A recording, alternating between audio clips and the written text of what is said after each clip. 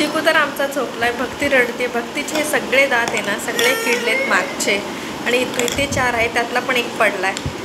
तर मला माहिती आहे, पण मी असंच तिचे लाड करता करता मी असं केलं, दाबलं आणि रडायला लागली. ती 2 दिवस झालं मागे लागले, बटाटा भजी खायची. तर भक्ती रडत असल्यामुळे तिला मी बटाटे भजी करून देत होते, पण करताना एवढं त्रास देत होती ना की विचारायला नको. तिला जे मी सांगत होते ती हातात देण्याऐवजी वेगळ्याच गोष्टी देत होती.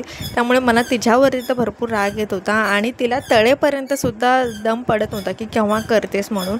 आपण जेव्हा आजारी असतो तेव्हा आपल्याला पण काहीच खाण्यापिण्याची इच्छा नसते, कारण काहीच चव लागत नाही तोंडाला.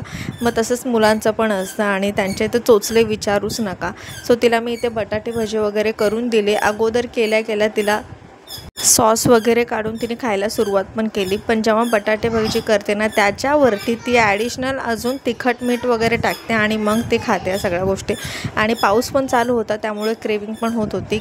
मी कोणते पण भजी करताना ना बेसनमध्ये अजिबात सोडा किंवा काही टाकत नाही वेगळं अजून काही गोष्ट. जर अजवेन असलं तर टाकते, नसेल तर मग नाही. फक्त मीठ आणि पाणी एवढ्यामध्येच आणि बेसन हे एवढं कालवते. पण एवढंच की ते बेसनचं पीठ आहे ना ते मी जरा घट्टसर ठेवते. पाही कशी कॅमेरा समोर येते, त्यामुळे मला ह्याच्यावरती जास्त चीड होती. भजी करताना मी केव्हा पण सोडा अजिबात टाकत नाही बेसनमध्ये, आणि फ्लेम एकच ठेवते मीडियममध्ये. त्यामुळे खरंच भजी छान होतात, फुगतात पण तेल नाही पकडत. तर आज आम्ही चिकूला रेडी करणार आहोत, कृष्णा, आणि त्याची तयारी अर्धी झाली आहे. ह्याला कृष्ण करायला आम्ही रेडी तर केलं होतं, पण भरपूर एक टास्क दिल्यासारखं झालं होतं, कारण ह्याला गंध वगैरे लावणं खूप डिफिकल्ट जात होतं. मी ठरवलं होतं की हा जेव्हा झोपेल ना आंघोळ वगैरे करून निवांत, जेव्हा मी गंध वगैरे लावेन. पण मला जमलं नाही, कारण माझं सगळं काम होईपर्यंत हा उठला. मग ह्याला मी अगोदर फीडिंग वगैरे करून घेतला, आणि मग नंतर गंध लावायला घेतला. त्याच्यानंतर जे त्याला कृष्णाचे कपडे आणले होते ना ते मी भक्तीला सांगितलं होतं की थोडंसं पाणी शिंपडून घे त्याच्यावरती, कारण नवीन कपडे आहेत त्याच्यामुळे. मग हिने काय केलं, बेसिंगवरती जाऊन ना त्याचे थोडे कपडे पूर्ण वल्लेच करून टाकले. सो हे काही काम ना ठीक करत नाही व्यवस्थित, जशी तुम्हाला दिसते ना तशी अजिबात नाही. माझं एक काहीतरी चालू असतं काम, आणि तिचं कॅमेरासमोर ना तिची एक वेगळी ॲक्टिंग चालू झालेली असते.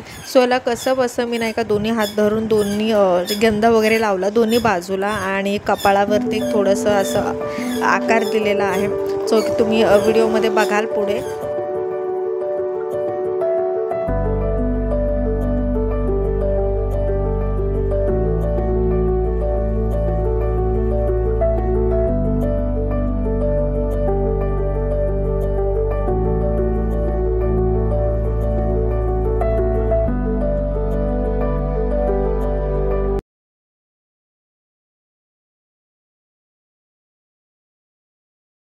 व्हिडिओ हा थोडासा ब्लरच दिसेल, तर मी त्याला रेडी केलंय, आणि जेवढं जमेल तसं मी रेडी केलंय.